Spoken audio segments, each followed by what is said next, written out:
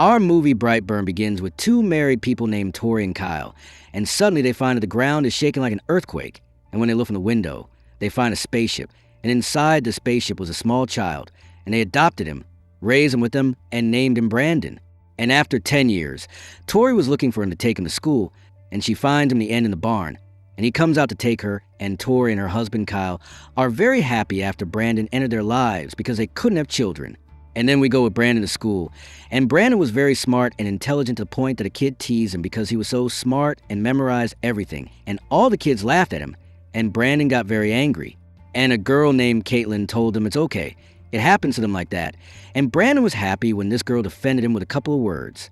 And at night, suddenly he starts shaking and sleepwalking. And he opens his room's window and flies out of it. And Tori hears a sound and goes outside but doesn't find anything. But Brandon passes behind her very quickly. And she notices and keeps walking until she enters the barn and finds Brandon trying to break the entrance, and his appearance isn't normal.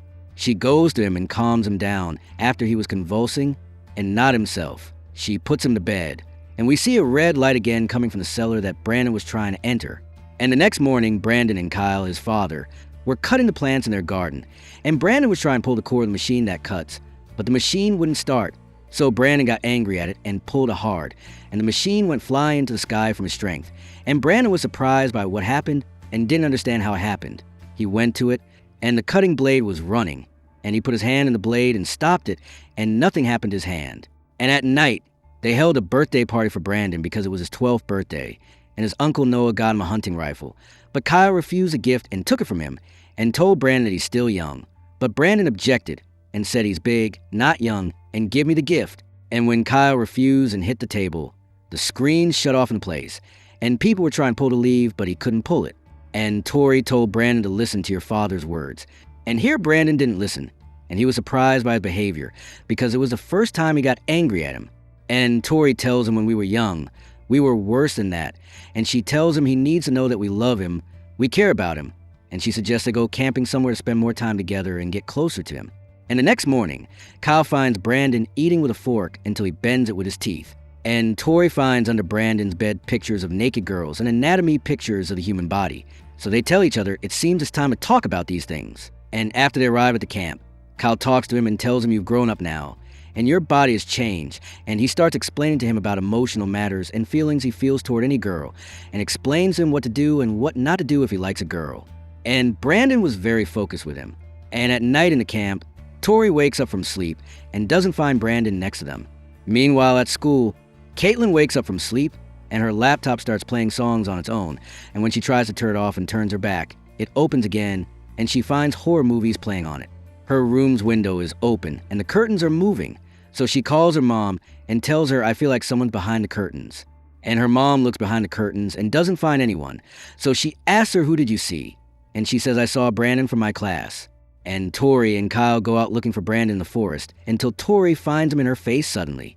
And the next day, Brandon was drawing his character's costume in his notebook, and Tori was telling her sister, I'm thinking of taking him to a specialist doctor to check on him after the strange things he's doing, because I feel he's very different from before. So her sister tells her it's his puberty, and what he's doing is normal. So Tori is convinced by her words and goes to Brandon and finds him drawing. And when Brandon notices she's behind him, he quickly closes his notebook, and then the family returns to their house. Brandon takes the hunting rifle because he heard the chicken sound and thought an animal was attacking them. And when he went to the chickens, he found Noah standing there and asked him, what are you doing here at 10:30 at night? But Brandon doesn't answer. So he asks him, son, are you okay? He answers and says, yes, I'm okay, and walks in front of him without any expressions. And at dawn, while Tori and Kyle are sleeping, the electricity goes on and off at the chicken farm, and Kyle hears the chickens making noise, so he wakes up from sleep. And when he goes to check on them, he sees what happened to the chickens and tells her it's definitely Brandon.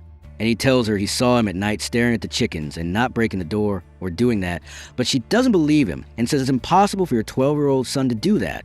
And she says it's definitely a wolf and sticks to that. And then at school, the kids were playing a game, and Caitlin was afraid of Brandon. The game was that they put one kid in the middle and push him around. And when it was Brandon's turn, they pushed him. Caitlin refused to push him and let him fall to the ground. So all the kids laughed and bullied him. And the teacher asked Caitlin to help him up, but Caitlin refused and was afraid of him. And this situation made Brandon very angry. and the teacher insisted that Caitlin help him or call her mom. So Caitlin gave him her hand, and Brandon grabbed her hand and kept squeezing and pressing on it until he crushed and broke it. And the parents of both kids came, and Caitlin's mom wanted Brandon to go to jail and be arrested, and she told him that Brandon was watching her from Caitlin's bedroom window a few nights ago. But the school principal refused the jail idea and decided to suspend him for 2 days from school. And Tori was looking at Brandon and surprised, feeling that he's really not a normal kid. And when they got home, Tori told Kyle when she saw Brandon sleepwalking into barn, he wanted to open the cellar. And Kyle immediately responded and said, "So his parents are in the cellar?" She said no. It has nothing to do with them. What's inside is just a spaceship we found him in. But he's never been hurt or bled in his whole life, and now he's hurting people. So we need to get rid of him. But Tori refuses his words and sticks to him. And then we see a red light coming from the cellar. And Brandon isn't talking while sleepwalking and saying incomprehensible words. And then he went to the barn, and at the cellar entrance, he started opening it. And Tori saw a red light coming from the barn and ran to it, and saw Brandon floating in the air and saying incomprehensible words. And when she ran to him, Brandon fell into the entrance, and his hand got hurt for the first time. She went in and held him in her arms after she asked him, "Who are you, and where did you come from?" She said, "I know you see yourself as different from other kids." And she tells him we used to pray, me and Kyle, to have a child. And one day we found you came in front of our house in that spaceship, and we took you and raised you. So you're a gift from God, and we considered you one of us. And Brandon got angry at them for hiding this story, entered the house, started breaking things, went out to the garden, and kept repeating the phrase, "Take the world," and his eyes turned red and lasers came out of them. And Caitlin suddenly found him in her room. And Brandon brought her a flower to apologize for what happened and told her, "Don't be afraid of me." But Caitlin said, "My mom told me not to talk to you." So he said, "Fine, I'll deal with this issue." And then he disappeared from her sight. And we go to the restaurant where Caitlin's mom works. And glass breaks with a strange symbol that Brandon drew, because it's a symbol. And the electricity starts cutting out, and the glass shattered on Caitlin's mom, and a piece of glass went into her eye. And she couldn't see well in her left eye. And Brandon kept appearing and disappearing to her, and her mom got very scared of him and went to hide in the storage room and locked herself in. But she found the storage door melting, and then it was removed from its place, and she saw the kid wearing a mask, which was Brandon, and he attacked her. And the next morning, the police went to investigate what happened, and Caitlin's mom's body wasn't there. And the investigator saw a Brandon symbol on the glass, so he sat with his Aunt Marilee, who's a psychologist, and she talked about the adoption issue that he couldn't accept. He says, "It's not a problem at all. I understand that my real parents aren't from a stupid place like this one." And when she asks him how he feels and why he broke her hand, he doesn't give convincing answers and stays silent most of the time. So she tells him my job requires me to report to the school authorities, and I told you you'd talk to the police chief, and I'm telling you this shouldn't happen. And if it does, it won't be good for my parents, and it won't be good for you. So Marilee says this is my job, and I have to do it the best way.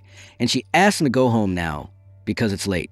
And Brandon says okay, and Marilee was afraid of him, and she found the electricity in her house cutting out and strange movement in the garden. And Brandon was inside the house waiting for her to sleep to finish her off. And she went to sleep, and she thought it was her husband. But Brandon entered her room wearing his mask. But when he got there, Noah found him hiding in the bathroom and asked him, "What are you doing here?" He said, "I was checking because she's my doctor." And Noah took him and left the house to take him home, telling him, "You better not tell them anything." And he said, "That's the least I'll do." And Brandon refused to ride with him and got angry at him. And when he moved away from the car, Noah got scared and ran and got in the car to escape from him on the road. And Brandon flew and lifted the car and flipped it, and it was completely destroyed. And Brandon drew his symbol with his blood on the ground. And Tori was searching everywhere because he hadn't returned yet. And when Brandon got home, Kyle took off his shirt and wrapped it around his hand. And when he arrived, he went to play soccer with his friends, and they laughed at him because his shirt was torn, and he didn't give Tori the shirt. And then Tori gets a call from her sister Marilee, who tells her Noah is in the hospital after an accident. And they went to her in the hospital, and Marilee, after telling them what happened, asked him about Brandon and whether he returned home or not. And she told him he came to her house, and Tori was surprised that he went to her at night.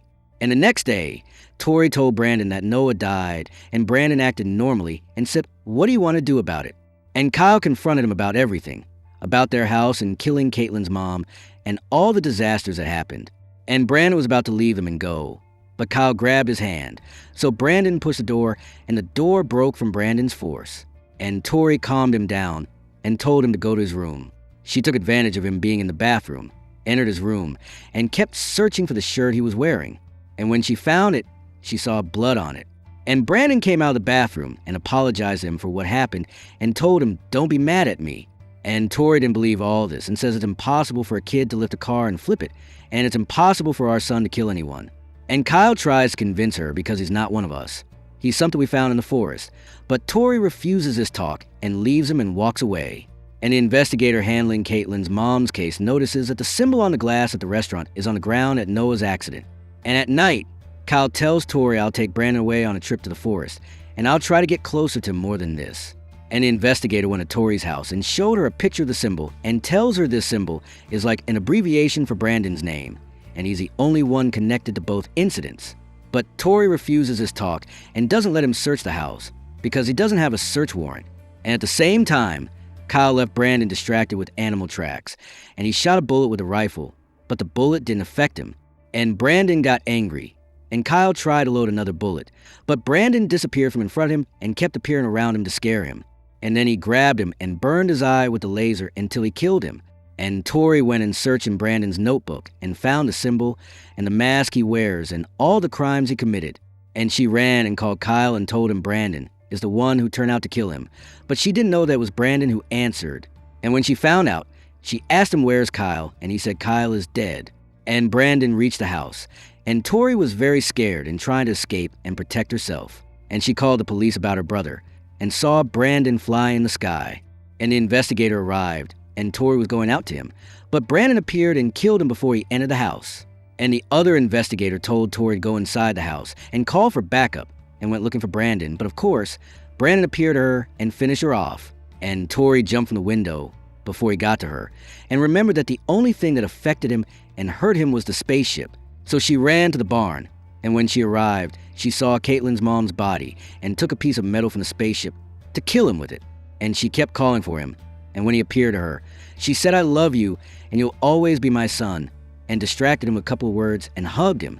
She was about to kill him with the metal, but he noticed and grabbed her hands and got angry and lifted her and flew with her into the sky, and then dropped her from above. And he saw a plane passing by him, so he destroyed it, and no one survived from it. And then we see footage of the school being destroyed and accidents happening everywhere in America. And a YouTuber came out and talked about what's happening, about the kid causing destruction everywhere and leaving a symbol behind. And he says someone needs to step in and stop this kid. And here we've reached the end of the movie. Thank you for watching.